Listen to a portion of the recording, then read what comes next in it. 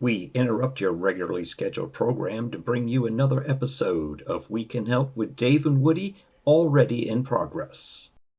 You gotta go. So we get to go to bed tonight. You get the hell out of here. No doubt, dude. Sheesh. I've How been do I waiting sound? on you for half an hour. Oh, I know. I gotta take my helmet off.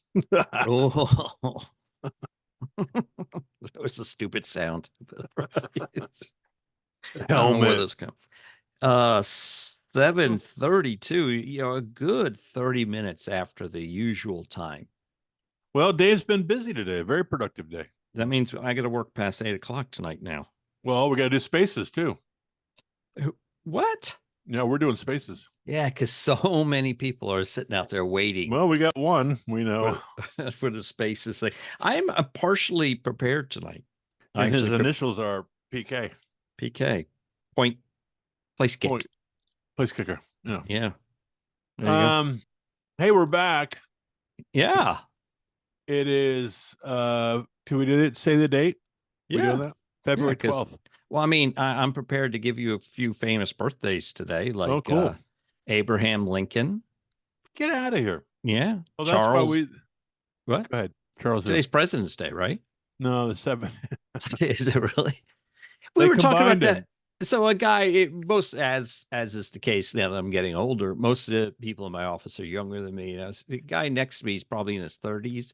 And I said, I believe we had in my youth, there was Washington's Day, then we had Lincoln's Day, and then they combined them. Then I think they threw an MLK there for a while. Now they spread that. It's all over the place. But didn't we have two separate holidays for those two? So we used to celebrate. Didn't Washington's birthday in this week too? I'm not looking because it is president's plural, right? Go ahead. Yes, there was a singular event that celebrated. I forgot it was Lincoln's birthday, but yeah. So anyhow, other famous birthdays are Bill Russell and Tom Landry. And it gets a little weak after Landry. Oh, here's one. Omar Bradley. Omar Bradley. His name was Omar. Who's Omar Bradley? Really? You don't know? Omar. United States General? Army? Yeah. Bradley. Isn't a tank named after him too? Yeah, I didn't realize his first name was Omar.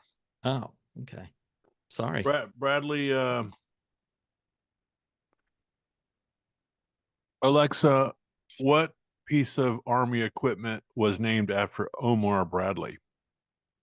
According to an Alexa Answers contributor, the Bradley was meant to serve as both an armored personnel carrier and a tank killer, an armored fighting vehicle named after General Omar Bradley. Yeah, the Bradley is that big SUV that looks like a camper on steroids, where the guys pile out of it. Like, hold on. Alexa, how many personnel can a Bradley carry? From Wikipedia.org, the Bradley is designed for reconnaissance and to transport a 9-man rifle squad, providing them protection from small arms fire, while providing firepower to both suppress and eliminate most threats to friendly infantry. Okay. Oh my goodness. Hey, ask her one more question. You need to ask her. How many people does it take to change a light bulb? Alexa, how many people does it take to change a light bulb? From angelfire.com. 4, 1 to change it, and 3 to share in the experience. Oh, get out. That's such a weak answer. You know what the answer is, right? I don't know. It's 4, 1 to hold the light bulb, and 3 to turn the ladder. Oh, I thought you said spin the building. Or one of the, any variation of that. That was an old Polish joke, right? Whatever happened to Polish jokes? They went out of form before all the other stuff. Well, they went the way of jokes from people from Nova Scotia. No, Newfoundland. Huh? The Canadians, Polacks, are Newfoundlands. Really? So they tell Newfie jokes. Oh. The dumb, well, I don't want to call them dumb, but the butt of Canadian jokes are people from Newfoundland. Huh. I think the culture became so. Here, let's ask her. This is a big Alexa day. Alexa, why are Pollock jokes out of style? I'm not quite sure how to help you with that. That's the first, I think, is in the fact you said Pollock instead of Polish, but just doubling down. For my Pollock friends. We could tell Polish jokes on here because I'm Polish. Well, so. Jeff, my buddy Jeff, he's a Pollock. Oh, so that quantifies you. I'm just saying why I am. So, I never realized you were Polish. I figured you were Kielbasa. No, my mother's side of the family has ski at the end of their name. So, do you ever find yourself getting out over the tips?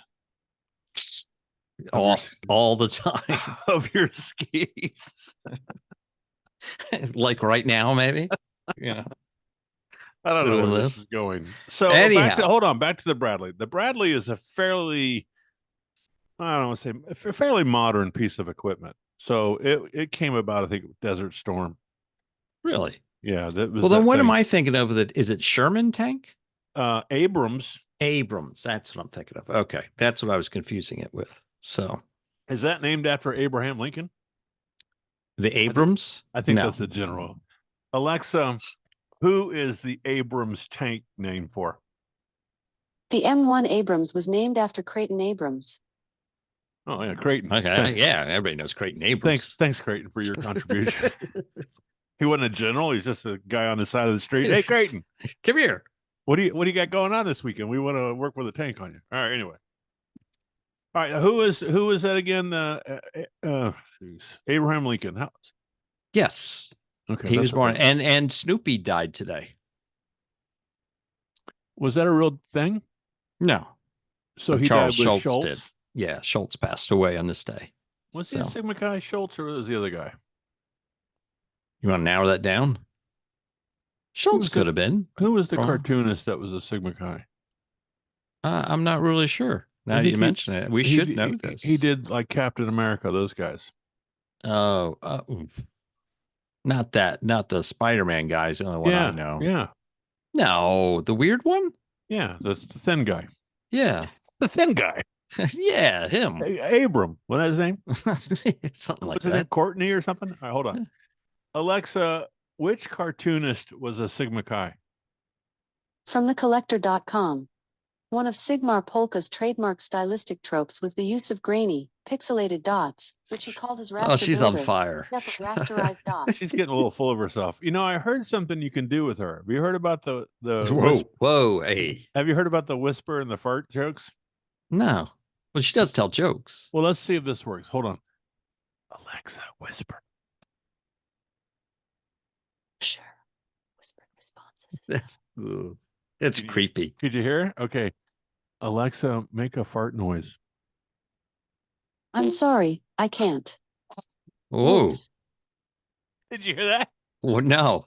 Alexa, make a fart noise. I'm sorry, I can't. It's not coming through. Oops. Whatever. Oops. That's all I heard was oops. Okay. Well, she did. It was all right. We've taken a turn. Abraham Lincoln deserves better. All right. Yeah. Well, those are good birthdays or death. And both. A little combination. Celebrations, if you will. I liked Bradley. That was kind of cool input. Yeah. Hey, so the thing I came prepared with today, which I do want to use because I actually still read one magazine. You can't see it in the picture. I'm trying to show it in the picture, but I actually ripped the pages out of a magazine. I read Popular Mechanics. And yeah, you make fun of Popular Mechanics. Say it different. No, I love Popular. Oh, you were going to say a Playboy? No. Go ahead. No, go ahead. Go ahead. Which magazine do you want? No, I got nothing. Go ahead. All right. So anyhow, there's tools. There's a gentleman in the that's been writing for the magazine for 35 years. Roy Brendonsohn, I think is his name. I don't know how to pronounce his last name. Brendsohn. Anyhow, I always like his stuff. He's more a hand tool kind of fix it upper guy, DIY guy around the home writer. And I've always enjoyed reading his articles in the magazine, but he's retiring after 35 years. Oh. And they asked him to kind of write a quick life lessons bit in their last whichever issue I'm reading right now. I don't know which month it was. I didn't keep the cover with me, so I don't have it. It's probably on the page there, but go ahead. Well, it's on the magazine, which I don't. I ripped the pages out. So, I'm sorry, September, October 2024. You are right. It was at the bottom of the page. So, in line with this new stuff I'm talking about, or that we want to kind of move the show in and around occasionally, is, helpful hints for those just starting out in the career world. And I thought he added some there's a few things beyond, how to deal with building codes, and what was some of his other stuff. I'm like, marking precisely and measuring and those kind of things. He kind of wrapped it up at the end with 5 or 6 things that he wanted to pass along to people in their careers. And I thought I'd share one of those because I thought they were very poignant. And even this late in my career, I'm going to take heed to some of these as well. But the first one is especially poignant in this day and age. It's get along with people, right? If you're in an office environment like myself, you have to get along with people. I will shy away from people who do nothing but chat on others in the office. I think you've been around those negative types. Yeah, it's horrible. It's debilitating to your day. It makes you think the company is a total failure, which it may be, but I think it's very important to get along with people. And he says it's not optional. It's easier than you think, and there's no excuse not to do it. And I think that's the case. You just like we try to do with family for the most part, but at work you really do need to get along with people. And I think the more you practice that, the more it will spill over into your everyday life, and how much you'll see your that reflect in how others think of you as well. So here's an especially hard one for the younger generation, no matter which generation it is entering the workforce. It's take criticism well. Right? Yeah. Wow. Don't take criticism as simply someone wanting to be difficult with you or hating you, or I always love the people when I would interview people who say, yeah, what happened to this, or what made you leave this job? Well, they didn't appreciate my work. I'm like, all right, so I should. I mean, what is? I wouldn't use that as a reason. What work you actually did? You're right. What's going on here? That's usually a red flag for me. But anytime someone comes to me, not everybody is versed in being eloquent with their words, right? So when someone's giving you criticism, I'd say 90% of the time it's because they want to help you, not hurt you. They're trying to make you better, but they may not be able to say it in a way that makes you feel good and that they say good. One of the things that an old boss of mine said to me that I hang on to, and I probably mention on here from time to time, is there's a positive way to say everything. So when you have something difficult to say to somebody, whether it's criticism for their benefit or not, try to find a positive way to say it. And I think you'll get much better reaction. So someone comes to me with something. What's that? Yeah. Can I interject? That's what this is about. So I mean, you interject a lot, Dave, but go ahead. Was that criticism? No. You have such great criticism, Dave. Let me hear it. So did he say criticism or constructive criticism? Just criticism. And I don't want to get into the small letters here, but so to that point, I agree with whatever he said and whether you've elaborated on, but I think there's a negative connotation in today's world with the word criticism. Criticism says, I think what most people would think of is you're criticizing me, you're making light of me, or you're talking down to me, or you're being offensive to me. And in today's society, if you were savvy enough to load it with, let me give you some constructive criticism, it's almost like, why do you have to clarify that? But I'm just making a side note. I think someone who's just tuning into us and not realizing who we are could hear criticisms and go, "That's BS. I don't want someone to talk bad to me." And you're assuming that the guy who's delivering the criticism has your best interest. Some people criticize others and they really don't care about you. Well, they do it to diminish you, right? But Yeah. I like to believe in the spirit of human beings that we do tend to look out for each other in large part. Now, you disagree? Go ahead. I'll give you my 2 cents later, Okay. but I don't want to step on your thing. I like this. No, this no, it's just to elicit conversation. I'll give you point counterpoint. So you go do what you're doing, and I'll be constructive.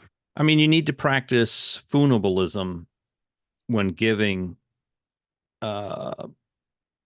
feedback, so that it's not seen as criticism versus constructive. Is that where you're with a coworker and you cuddle up next to him and you? No. My word of the week. I stumbled on this one today. Excuse me, Sally. Do you mind if we spoonablism tonight? I think you might get fired for that. Yeah. What does that mean? That means it's this is the one of the ones I'm like, BS. This is something on Jeopardy, right? There's someone says, you're like, why would you know this? But funibalism is the art of walking on a tight rope or slack rope. Right, exactly. That's what I thought too. I'm like, no way. All right, keep going with your guy. All right, I got 3 more. We'll cover. We got the whole hour. This is yeah, no, we don't. Someone just clicked off. We do. The listeners don't give a damn. But go ahead. The listener just clicked off. Oh, I'm out. This is one I practice, and I've taught. I've been on my children about constantly, and that's stay humble. And that kind of goes back to the criticism, right? Well, stay humble, man. There is always something. You are not better than everybody else. You are a part of the machine that may be doing great things, but you are not the end all be all. And you should always remember that. What's your counterpoint? Well, I think you can be the end all be all and still be humble. Get out of here. I am all that, and I am humble. Go ahead. Right. The point is you always have something to learn from somebody else, and you, no matter how, I learned one of the things I learned early on in my career. I worked for a small radio station part-time in college, and there was a lady who worked that. She had been at this radio station probably for 25, 30 years. She ran the office, she ran payroll, she ran billing, she did all these things. And I was like, oh my, this lady does everything. She handled hiring, firing, all of it. And she was like, she wasn't let go. She decided to leave one day for another job. And I was like, oh my God, this place is going to fall apart. And, was it difficult for a few days? Sure. But in the end, we were back, we were running, we never missed a beat. And we were running fine within a couple, 2 weeks or so. So point being, I learned then that no one is irreplaceable. So agreed. And here's one you'll like, and I'll save one of mine for last, but work hard. Right? He says it's a biblical direction. He quoted, "Whatever your hand finds to do, do it with all your might." Are you familiar with that? Sure. Name the chapter and verse, please. Well, it's probably dovetails somewhere back to in Matthew, the first commandment, love me with all your heart. Okay. Ecclesiasticles, whatever it's. How do you pronounce that one? Yeah, okay. Ecclesiastes. Okay, 9:10. For society to flourish, people have to work hard. I'm not saying your hard work will always be rewarding or well regarded. I'm saying it's necessary for the good of society. That's pretty deep. There's a passage in Galatians that says, "Be like the ant." Scurry about. Well, no, he has no master, and he the queen. No. Alexa, Galatians, be like the ant. I'm not quite sure how to help you with that. Yeah, she's secular. Yeah. I'll look it up. Go ahead. It's obvious. And so the last one, and this is something I've never done, at least outwardly, and ask anybody. He says, find a mentor. Mm-hmm. Did you ever have a mentor? Yeah, I didn't. It's in Proverbs, by the way. I didn't. Okay. I didn't buy into the whole mentor mentee thing. You know, like you see it on TV. Yeah. Where it's a little. There's usually a comedic bit around it. I'm thinking of Seinfeld that Yeah. George or Kramer was going to get a mentor. Right. But it's gold, Jerry. Remember, he was going to be his mentor. That's right. I ultimately had some mentors in my life. I just didn't I didn't officially seek them, but they just became those people. Yeah, to this day, I've tried it over the years. I feel embarrassed to ask someone to be my mentor. But I've seeked out that's a advice. male problem. That's a male issue. Yeah, it's a male issue that we are less likely to ask for help. Yeah. I have a professional relationship with a lady that I work with, and how much that cost you? Well, that's kind of that's not funny. Anyway, so I'm in a position. Let's be careful here, Dave. We have a professional working relationship, and she asked me, please mentor me. And I was uncomfortable. I mean, it was like, can you say that a little bit different way? You know, I don't know what came up in my mind. It's uncomfortable to me. It was uncomfortable. She was, please, I want to be mentored. I'm like, okay, you know, in my head, I had about 15 different things I wanted to say, but then, you know, trying to be a professional. Yeah. And she was genuine. And I said, why don't we come around to a different way of saying that? But what she was trying to say was, I'd like to learn, you know, some things from you. Well, I think it would be honorable for someone to ask you to be their mentor. I was totally honored, humbled, and what's the word? Compliment. It was a compliment. Yeah, I see it as that. It's something about that just seems so weird to me. You know what it is? It seems almost too personal. Well, I was going to say it's personal. Yeah. Yeah. Because you're going to. I don't like that in my work world. Well, we do mentoring at school with some of the young kids. You know, there's a program. It falls under the disciplinarian, under the dean, and the dean is responsible for coordinating mentors and mentees. And a lot of times it's a kid that doesn't have a great home life, and maybe there's not a leader in their life, or needs a father, like we talk about on this show. Yeah, exactly. And they've reached out to me for that, and I've purposely have said no. Well, I do some other things like I understand FBLA, and I try to live. I think you lead your class as a father figure. If I had to picture you, oh yeah, there's certain teachers in my life that were taught in that manner, where one, you know, there's no fooling around in class, but two, you also know there's some room, because you know where to draw the line. They know where your line is. And yeah, we have fun, but I give them life lessons. I give them truths, you know, realities. All right, you got to sit still. You're blanking out over there. Okay. Oh, yeah. Oh, because the green screen effect. Yeah. Sorry. It's all right. Just our YouTube people will be upset. Okay, so here's this verb. Passage. Verse. It's in Proverbs 6:11. Go to the ant, you sluggard. Consider its ways and be wise. It has no commander, no overseer or ruler, yet it stores its provisions in summer and gathers its food at harvest. How long will you lie there, you sluggard? When will you get up from your sleep? A little sleep, a little slumber, a little folding of hands to rest, and poverty will come on you like a thief, and scarcity like an armed man. So what he's saying is, get to work.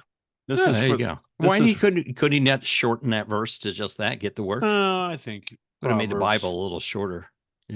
Probably could have got the Cliff Notes. What version is that? Seems awfully New International Version, NIV. All right. Seems very modern in its verse. It's the one that I tend to go to. But anyway, no, yeah, so something I incorporated a long time ago, and I thank you for sharing that, by the way. I think those are great accolade tributes to his career. Sounds like what he's learned over time. But the thing that finally resonated with me, and I don't want to make this a sermonette, but God's first command is love me with all your heart and all your soul and all your mind. Love God first. And the second one is go love your neighbor. And you've heard the golden rule, love your neighbor as you'd like to be loved yourself, or treat your neighbor like, what's the old one? Treat your neighbor, do as unto others, as they would have them do unto you. Yes. Yeah, but do unto others before they do it to you. You know, that one. But once I finally incorporated that into I think I was about 40 when I said, why did it take me so long to figure this out? Why do I just treat others like I want to be treated? Gee, that seems like a pretty simple thing, but it's not. No. For whatever reason, we want to pound the flesh or whatever. It kind of going back to what we said about criticism, right, is what I think when I'm saying something, I'm meaning it in a certain way, and it's being interpreted differently. Right. And therefore people think you're treating them improperly when that is not what you meant. In this Me Too era, well, I won't say Me Too, in this era of trying to be insulted, right? Everybody's on the lookout to be insulted in this day and age. And because we're training everybody to be insulted, that, I'll say something and people are like, what do you mean by that? And I'm like, well, I mean that this is a positive thing. They're like, no, that's not how I heard it. I'm like, well, I'm telling you, I meant it as and that's not good enough. It's not good enough to say, no, I meant it as a positive thing, not a negative. It's all about how that person perceived it. So, and I think that's back to your point. Well, it is two to tango. My mother used to have this thing where she would lay out some lambastic slam on you, and then you'd get upset. And then her famous line was, well, I'm sorry, if you can't interpret what I was saying, that's your fault. But that was her way of being a mean person and then getting away with it. But which, to your point, is the assumption is what you're saying, criticism is constructive, without putting the word constructive in front of it. You want the best for the other person, so you're trying to improve them. Now, the other half of the equation is for that person to receive it that way and trust that's how you're delivering it. And if they don't have that trust, whether it be from other people breaking the trust, or they don't trust you because of some previous encounters, whatever that might be, then you're at an impasse. Then you're at where you're having to explain yourself, and that guy really not taking what you have as truth. But everyone's in it trying to either protect themselves or get one over on somebody else. That's the nature that we're dealing with. Yeah. I had so I don't know if I told this story on here or not, but recently, so I, with this new dog in our house, I put a dog run outside because I don't really feel like walking the dog, 5-6 times a day. So I put a dog run outside, which is, I put a lengthy line up between two trees. And then, of course, there's a lead that comes down from it and it hooks onto the collar of the dog. Well, yeah, of course, the first time the dog got to the end of the lead, they found out where the end was. But she's now, that's as far as I can go. But ever since then, she knows where the end of the thing is. So the other night, it's kind of raining out. I've already gotten kind of ready for bed. I'm in my sweats and slippers, so to say. And the dog's out there barking. And I look out the back porch, and there's a car stopped at the road where the end, she can't get in the road, but she can get right up to the road, and there's a car parked right against the curb there with its lights on and everything. So I come out, and the guy is standing on my yard, right where the dog is, and the dog's rah, rah, rah, rah, rah, and very loud. Yeah, she's a loud dog. So I walk down there, and I'm like, hello, and I can't hear him because the dog is just barking like crazy. So I walk down a little farther, and I grab the lead, that's hanging down, and I bring her up to me, and I sit her down at my feet, and I ask him again, and she starts barking, and I still can't hear him. So I drag the dog all the way back into the house. I take the thing off, and I walk back out. I'm like, hey, what can I help you with? He goes, do you know that can hurt the dog's neck, putting him on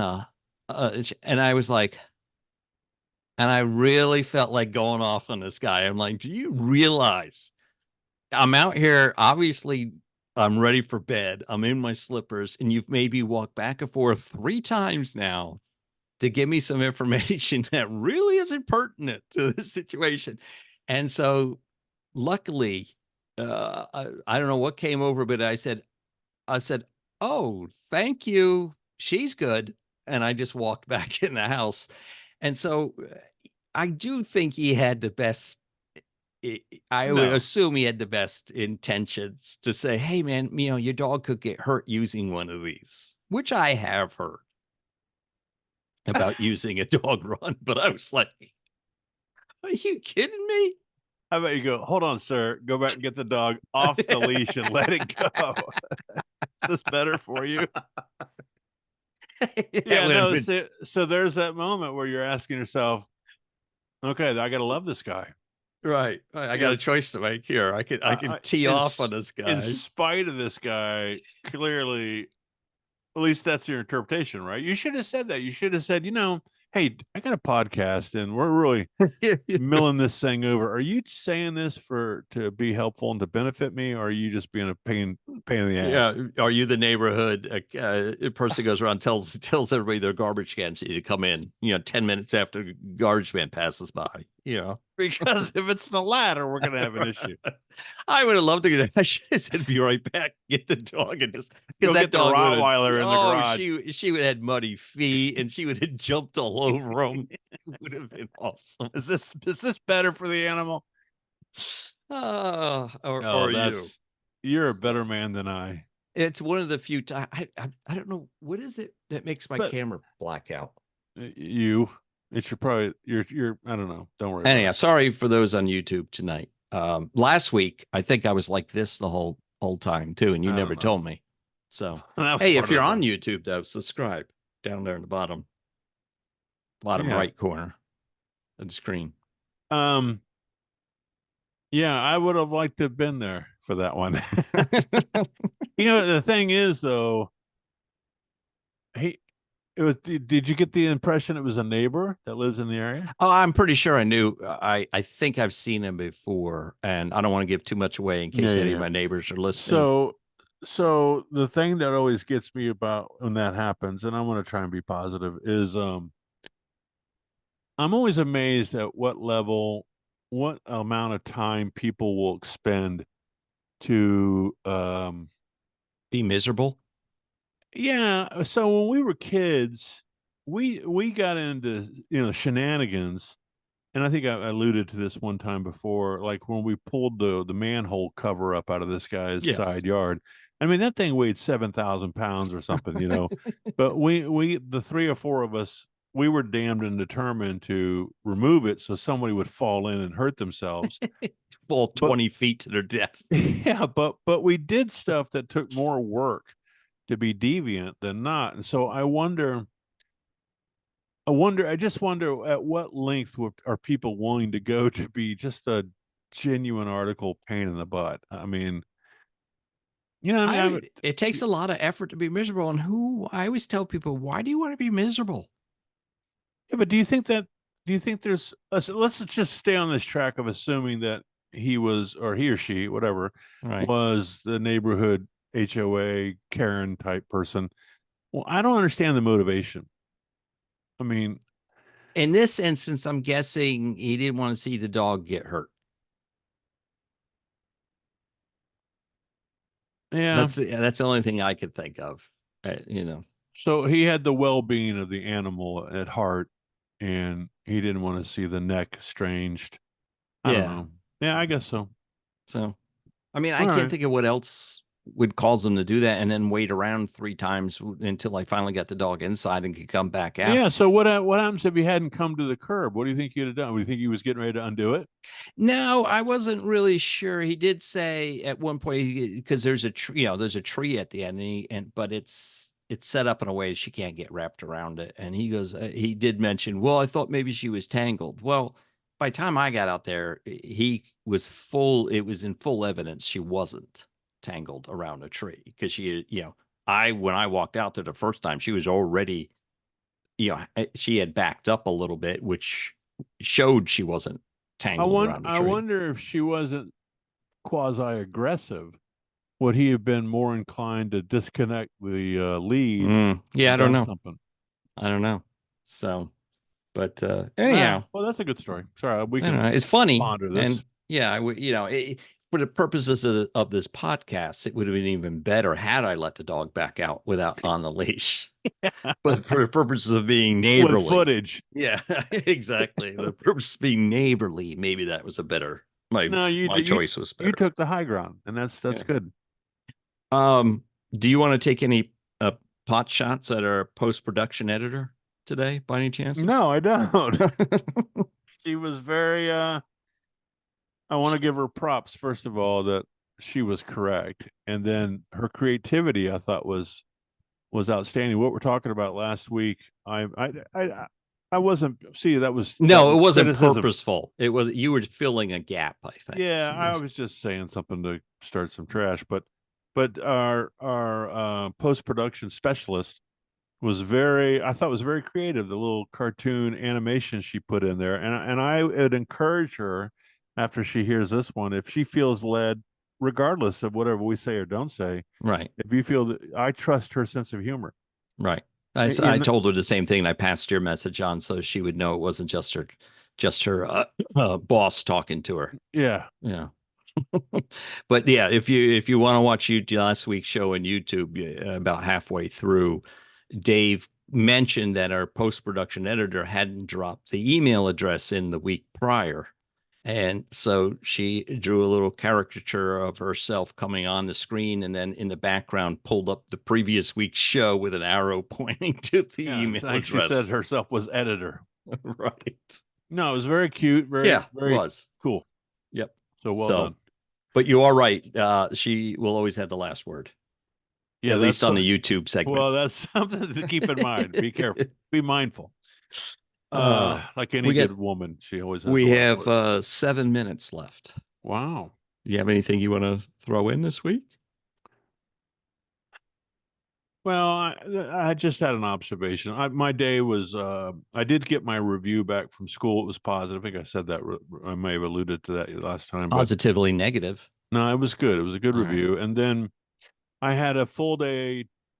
What did I do yesterday? I had a Zoom meeting on Monday night. I had something to do yesterday. Oh, I had to sit in on a team meeting about some certification stuff at school. And then tonight I had a board meeting. I'm the chairman of the board for the clothes closet and food pantry in a town, Orange Park. That sounded totally different at the beginning. I'm sorry.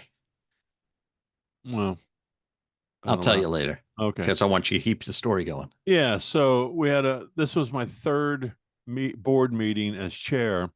And the first meeting I conducted was 3 hours long. And because we had a lot of stuff. Yeah. And so my board looked at me and was like, dude, we can't do 3 hours every time. I'm like, it won't be, I promise. So the second meeting was 90 minutes. Oof. And so, well, that's an hour and a half. We cut it down by half.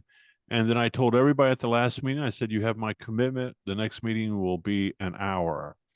And so I already had someone telling me I got to go at 50, yeah. at 50. I got a hard stop, Dave, in 5 minutes in. Yeah, that's pretty much what he said. And so, but he did. And so today we ran from 5 to 6:08. So we ran 68 minutes.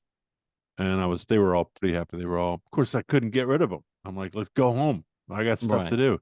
Hey, do you open up the floor for questions? Well, every subject matter, of course, we do a Robert's Rule kind of thing where, any questions regarding this, any discussion, if we have to vote on something, of course, we have to have open for discussion, then vote, and then yay or nay. Right. All right. But I did do something at the end. I had about 6 minutes left on the docket, and I said, let's go around the table with board member comments, and that was a successful thing. So we'll keep doing that. I never ask at the end of my meetings if I look and I'm looking at the time. I'll say, does anybody else have? I don't ask for questions because questions go off the rails 99% of the time, right? Someone will ask some bizarre question that no one wants to hear the answer to, and so then you're just hanging. So I'll say, does anybody have any other issues they want to bring up? And when they tell me the subject, I'll quickly think, okay, is this a 1-minute discussion or is this a 25-minute discussion? And I'll usually table it till the next meeting. Yeah, is it something that needs more discussion that we're going to have to bring up at another meeting? But this was really about board member comments, that it's when you do that, board member comments, you're either soliciting compliments or gripe session. You have to be careful. Yes. But it turned out to be very complimentary to the rest of the board. And the organization has been very well run. They've done a great job prior to my getting there, but there's been some stuff that we've really had to tackle, and we've made great strides that I can't take credit for. The board and the people, the volunteers, are doing a great job. So it's always fun to be a part of an organization like that. They're seeing great things happening, and really, I think the key to good leadership, and I'm becoming a better leader every day, is when you're able to give credit to those who are actually doing it. I mean, you're staying humble. Yeah, I think so. I'm totally a different person than I was when in my 40s. So, hey, 2 quick things we take a drink of water there. One is obviously my Super Bowl prediction was not even close, but happily wrong in my case. And 2, Mr. Brad and family are possibly visiting the site of a duck slaughter in London this week. They're there now, or they're on? Yeah, they got there this morning, I think. Did you tell them about that, or they know about that? No, we were just texting back and forth because he was asking about my daughter, if she is still living there and things of that nature. So he goes, is your daughter still living there? If so, I might pop in and say hi. He goes, because that wouldn't be weird. Yeah, it was, everyone was trying to corner me and say who you're voting for the Super Bowl, and I said, I'm picking the Eagles, but I said by 3. I guess I should have said 3 touchdowns. But well, what's funny? I said, oh no, I didn't say it, but I was in my head. I'm not comfortable that the Eagles would have because we were texting there at the beginning. I said they'll have to have a 35-point lead for me to feel comfortable that they're going to beat. And they got to 34 at one point, but never 35. So I was never comfortable that the Chiefs weren't going to make a comeback.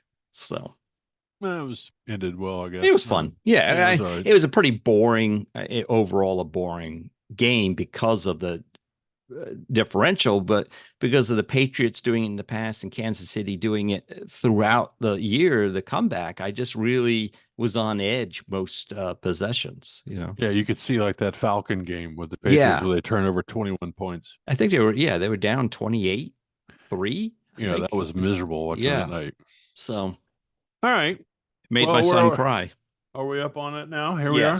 Okay. 1 minute left. That's close enough in my book. Yeah. Well, let's wrap this up. We're gonna go to Spaces. Oh yeah. Join Dave on Spaces. No, shut up. You're going to. All right. Well, you've listened to a new and improved episode of We Can Help with Dave and Woody, and I'm Dave. I'm Woody.